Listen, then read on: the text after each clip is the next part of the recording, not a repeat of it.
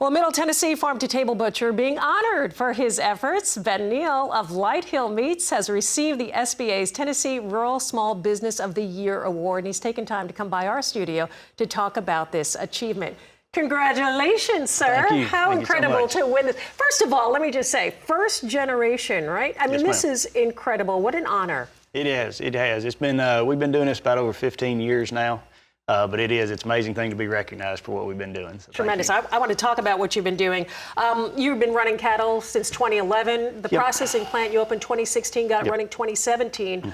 This is in Linville. This is your hometown. How incredible to come back to your hometown and do something like this. Yeah, it's been great. The place that we bought was actually our neighbors growing up. They'd been there for 20 years prior to, and they closed down. And that area is a lot of cattle in the state, so it was great to be able to go back and help the other farmers that are in there, but also to be able to grow our business, which is what was necessary. So. How did the pandemic change things? I know that really had an impact on how you guys operate. Yeah, so for us, it was actually a good issue. So we actually started, my wife had actually posted online when the people couldn't find products in the grocery stores. Said my husband will be at the end of the road selling products, 20-pound boxes if anybody needs them. And we did that for 6 to 8 weeks because we had access to the processing plant and were able to do that. But then when we stopped, people actually asked us to come back, just the difference in the product and the way it's made. So we developed relationships there over about 6 or 8 months, and it was just, gave us the idea that maybe people would actually buy from a retail store if we opened one up. So we started that in 22. I mean, that is the epitome of this award. Small business, rural America.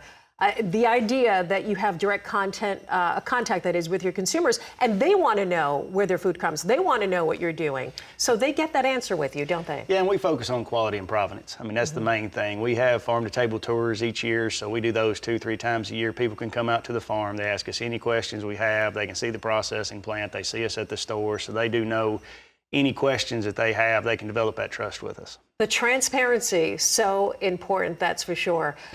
Again, that access to consumers, small business, it is something I'm sure that you're constantly growing and thinking of the next step. Talk about that a little bit. Yeah, so again, of course, being in Middle Tennessee, we have a great migration occurring. So there is more customers and more business with that. So we were talking have about everybody that. coming in. Listen, we can talk about that. It is booming right now, isn't it? Yeah, so we do. I mean, and people coming into the area, they're different with some of their buying habits than the people that are from here.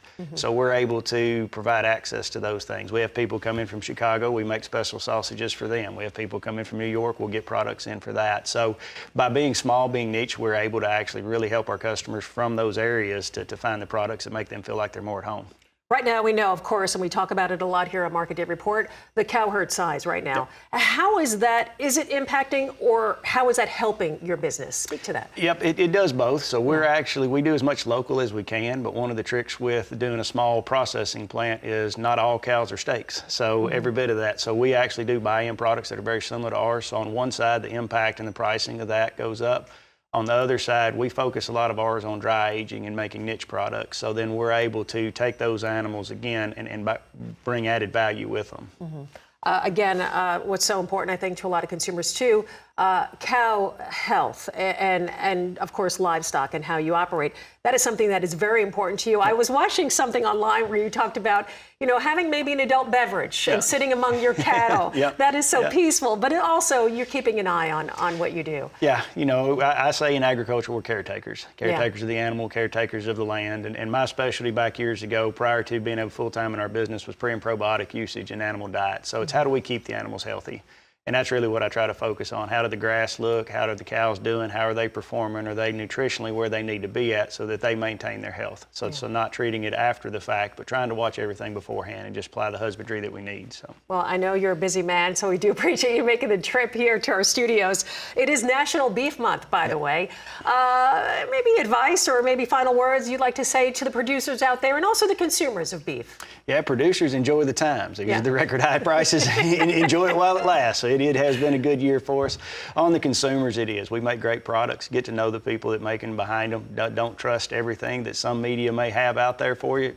take time to develop the relationships. Congratulations, Ben. What Thank a you. pleasure and having you here in the studio. Thank you for all that you do. People want to get a hold of you. How can they do so? Yep, at lighthillmeats.com on all of the Instagram and Facebook. You'll be talking with my wife generally on that, but she takes care of all the social media too. So. It's a family affair. Next generation, by the way, I understand 4 kids. Is that right? 4 kids, 9, 6, 5, and 2. So, All right. not a lot of free time. They got a little time to go before you start putting them to work. A pleasure ma'am. again. Congratulations on the award. Well done. Thank you.